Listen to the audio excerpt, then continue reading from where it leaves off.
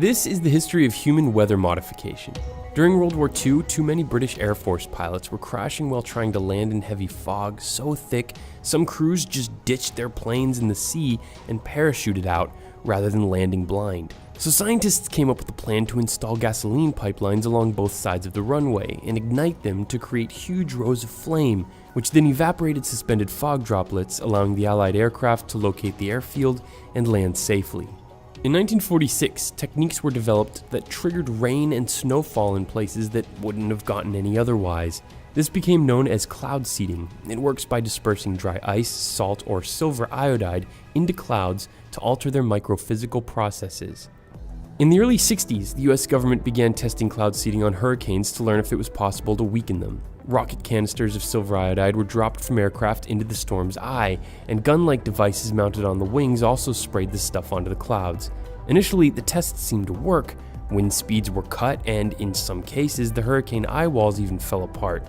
But as observational technology improved and more controls were carried out, the hypothesis was invalidated and the program was canceled.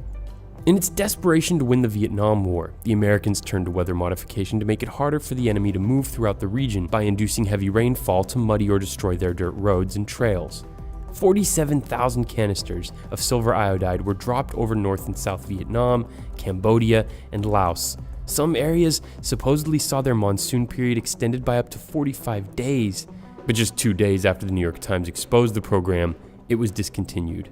Operation Popeye caused the USSR and US to negotiate a ban on the military use of offensive weather modification techniques in 1977.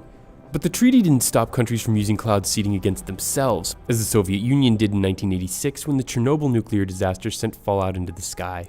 Civilians on the ground and the Russian pilots who carried out the mission have confirmed that aircraft flew overhead, ejecting a substance into the clouds. This resulted in heavy, black-colored radioactive rain to fall in Belarus instead of onto the Soviet capital, Moscow.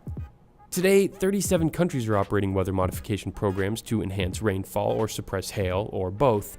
But nobody does it quite like the Chinese, who established the Bureau of Weather Modification in the 1980s that's now a 37,000 people strong sort of weather national guard, ready at a moment's notice to operate the more than 4,000 rocket launchers, 7,000 anti-aircraft guns, and 30 aircraft to trigger downpours in drier areas that really need the rain. The Bureau's highest profile operation was keeping Beijing's Bird's Nest Stadium dry during the opening ceremony of the 2008 Olympics.